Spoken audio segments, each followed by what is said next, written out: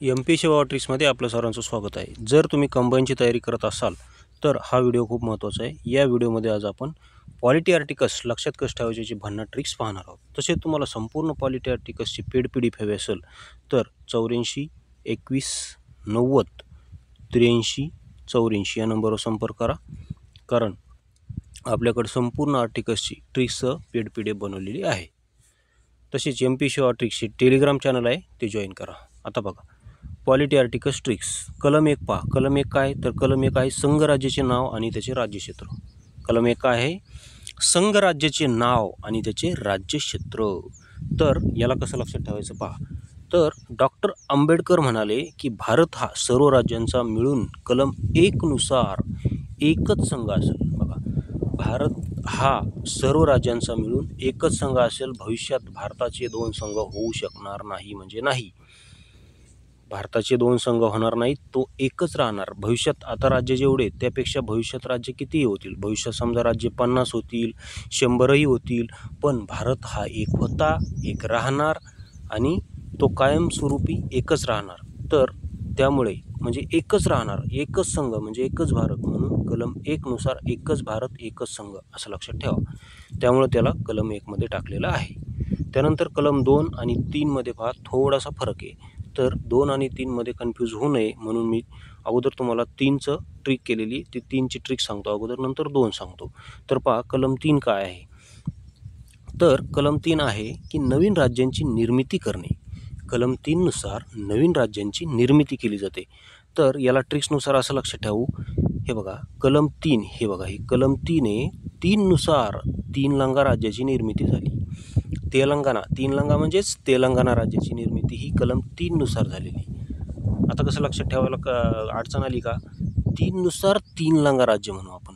तेलंगणाला काय म्हणू आपण, 3 लंगा राज्य म्हणू. तर 3 लंगा राज्य म्हणजेच तेलंगणा राज्याची निर्मिती ही कलम 3 नुसार झाली. हे बघा हे 3 म्हणजे हे 3 म्हणजे 3 लंगा म्हणजेच तेलंगणा राज्याची निर्मिती कलम 3 नुसार झालेली आहे. आणि 2 आणि 3 मध्ये आता फरक काय सांगतो मी. 2 नुसार कोणते राज्य स्थापन केले जातात आणि 3 नुसार कोणते. तर 3 नुसार काय केलं जातं की आता भारतात जेवढे राज्य आहेत त्या राज्यातूनच एखादं नवीन राज्य निर्माण करायचं असेल तर ते कलम 3 नुसार केलं जातं. उदाहरणार्थ आंध्र प्रदेश होतं अगोदर, बरोबर आहे. तर आंध्र प्रदेशमधून तेलंगणा राज्य निर्माण केलं तर ते कलम 3 नुसार केलं. म्हणून हे 3 नुसार 3 लंगा राज्य असं आपण त्याची ट्रिक्स केलेली. आणि 2 मध्ये काय असतं की 2 मध्ये नवीन राज्य दाखल करून घेणे किंवा स्थापन करणे. म्हणजे कलम 2 नुसार जो भारताचा भाग नाही असा भाग भारतात जोडणे, ती ती जी प्रक्रिया पार पाडली जाते ती कलम 2 नुसार. उदाहरणार्थ भविष्यात बांगलादेशचा एखादा पार्ट भारतात जर घ्यायचा असेल आणि बांगलादेशचा पार्ट भारतात घेऊन त्यापासून एखादं नवीन राज्य तयार करायचं असेल तर ते ती प्रोसिजर कलम 2 नुसार केली जाते. आणि कलम 3 नुसार काय केलं जातं की भारतातलंच एखादं राज्य फोडून नवीन राज्य निर्माण केलं जातं. उदाहरणार्थ भविष्यात जर महाराष्ट्रामधून विदर्भ राज्य हे नवीन राज्य वेगळं करायचं असेल, महाराष्ट्रातून विदर्भ हे नवीन राज्य निर्माण करायचं असेल तर ती प्रोसेस कलम 3 नुसार केली जाते. एवढं लक्षात ठेवा. महाराष्ट्रातून भविष्यात जर विदर्भ तयार करायचा असेल तर कलम 3 नुसार प्रोसिजर केली जाते. एवढंच लक्षात ठेवा. आणि दुसऱ्या देशाचा एखादा भाग भारताला जोडायचा आहे जो की सध्या भारताचा नाही, उदाहरणार्थ बांगलादेशचा एखादा भारतात जोडायचा असेल किंवा पाकिस्तानचा एखादा पार्ट भारतात घ्यायचा असेल तर ते कलम 2 नुसार घेतलं जातं. तर याची पण आपण ट्रिक केलेली. ट्रिक्स पहा. 2ला आपण बी म्हणू, कारण ABCD नुसार बी 2 नंबरला येतं ना. तर मग बी म्हणजे बी फॉर भारताच्या बाहेरचा प्रदेश भारतात सामावून घेणे. उदाहरणार्थ बांगलादेश किंवा 2 नुसार अगोदर दुसऱ्यांचं घ्यायचं असं आपण म्हणू. अगोदर बघा कोणाची आपली वृत्ती कशी असते माणसाची, अगोदर दुसऱ्यांचं घ्यायचं नंतर आपलं हे करायचं. अगोदर दुसऱ्यांचं घ्यायचं हिसकावून, म्हणून 2 म्हणजे दुसरे, अगोदर दुसऱ्यांचं घ्यायचं, दुसऱ्यांचा पार्ट भारतात सामावून घ्यायचा, म्हणजे ही प्रोसेस कलम 2 नुसार असं लक्षात ठेवू शकता तुम्ही. आणि कलम मी 3 सांगितलं आहे तुम्हाला की नवीन राज्याची निर्मिती, जे ऑलरेडी भारतात राज्य आहेत तेच त्याचेच फोडून एखादं नवीन राज्य निर्माण करणे. आणि कलम 4 काय, तर कलम 4 आहे की कलम 4 काहीच महत्त्वाचं नाही, फक्त कलम 4 हे असं सांगते की 2 आणि 3 नुसार केलेले बदल घटनादुरुस्ती मानली जाणार नाही. ते एक साधा बदल असेल, साधा. कलम 2 आणि 3 नुसार केलेले बदल घटनादुरुस्ती मानली जाणार नाही. ते केवळ साध्या बहुमताने ते केले जातात. त्यानंतर कलम 5 पहा काय. कलम 5 आहे घटनेच्या प्रारंभीचे नागरिकत्व. बघा भाग 2 मध्ये नागरिकत्व येतात. कलम बघा भाग 1 मध्ये आपण पाहिलं कलम 1 पासून 4 पर्यंत येतात. आता भाग 2 मध्ये कलम 5 पासून ते 11 पर्यंत नागरिकत्वासंबंधी कलम येतात. तर ते आता एक एक आपण पाहू. लक्षात कसं ठेवायचं ते पण पाहू. तर कलम 5 मध्ये घटनेच्या प्रारंभीचे नागरिकत्व दिलेले आहे. बघा कलम 5 मध्ये काय दिलेलं आहे तर घटनेच्या प्रारंभीचे नागरिकत्व. तर याला ट्रिक्सनुसार कसं लक्षात ठेवायचं घटनेच्या जस्ट 5 मिनिटापूर्वीचेच नागरिकत्व असं आपण म्हणू. काय म्हणायचं आपण घटनेच्या जस्ट 5 मिनिटापूर्वीचे नागरिकत्व. त्यानंतर कलम 6 बघा. कलम 6 आहे पाकिस्तानमधून भारतात आलेल्या व्यक्तींचे नागरिकत्व. पाकिस्तानमधून भारतात आलेल्या व्यक्तींचे नागरिकत्व. तर याला ट्रिक्सनुसार असं लक्षात ठेवू पाकमधून फलटणमध्ये आलेल्या व्यक्तीचे नागरिकत्व. आता फलटण का म्हणलं कारण फलटण हे साताऱ्यामधलं तालुका आहे. साताऱ्याचा तालुका आहे म्हणजे ते भारतात आलाय ना. पाकिस्तानातून भारतात आलाय तर भारतात कुठं आलाय फलटणला आलाय असं. भारतात कुठं आलाय फलटणला आलाय. मग फलटणच का म्हणलं कारण फलटणचा एफ हा ABCDनुसार 6 नंबरला येतो म्हणून कलम 6 आपल्याला तसं लक्षात ठेवायचं आहे. त्यानंतर कलम 7 आहे भारतातून पाकिस्तानमध्ये गेलेल्या व्यक्तीचे नागरिकत्व. कलम 7 काय भारतातून पाकिस्तानमध्ये गेलेल्या व्यक्तीचे नागरिकत्व. गेलाय म्हणजे काय गो. गेलाय म्हणजे गो म्हणजे जाणे. हे बघा मग हे 7 असं लक्षात ठेवायचं कारण जी 7 नंबरला येतो.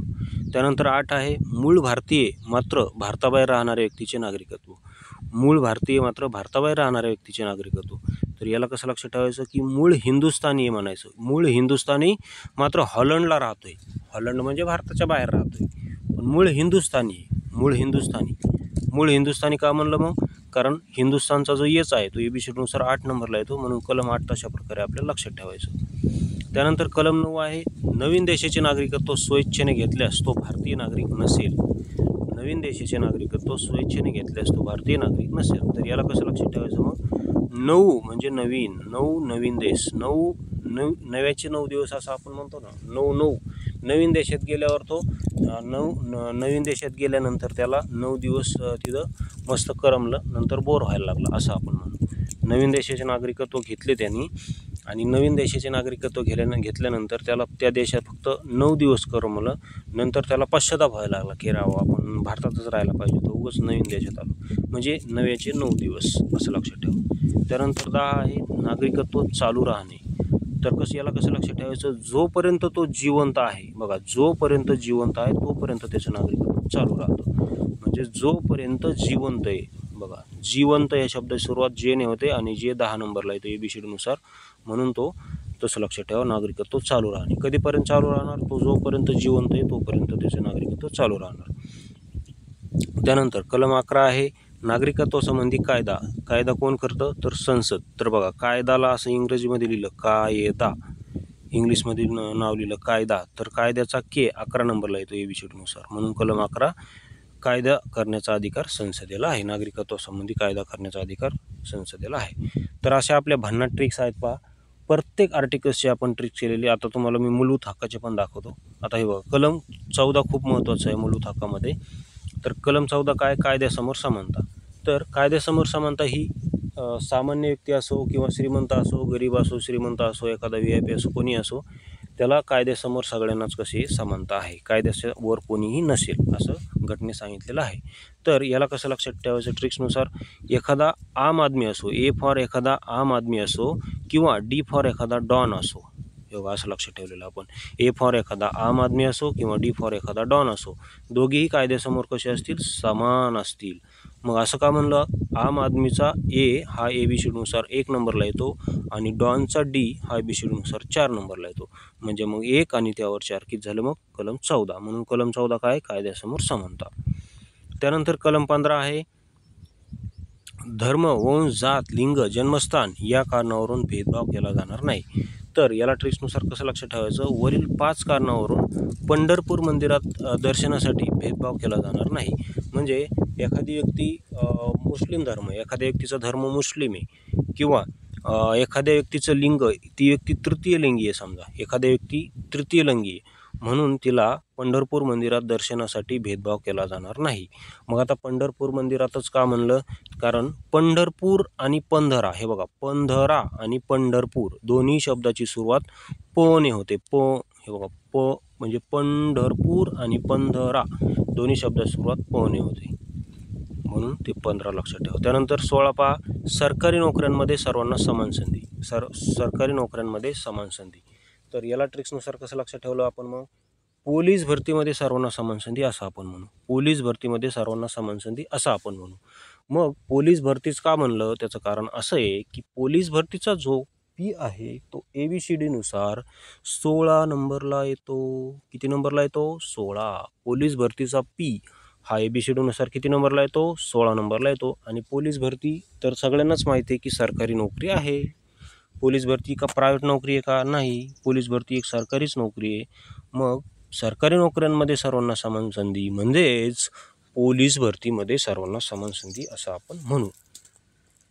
आय होप तुम्हाला ह्या ट्रिक्स आवडल्या असतील, आणि जर आवडल्या असतील तर तुम्हाला PDF पाहिजे असेल संपूर्ण आर्टिकलची ट्रिक्सचं तर 84 21 90 83 84 या नंबरवर संपर्क करा. तसेच आपल्या चॅनलला सबस्क्राईब करायला विसरू नका. तसेच MPSC बाबा ट्रिक्स हे आपलं टेलिग्राम चॅनल आहे, ते जॉईन केलं नसतं तर जॉईन करा. व्हिडिओ पाहिल्याबद्दल धन्यवाद.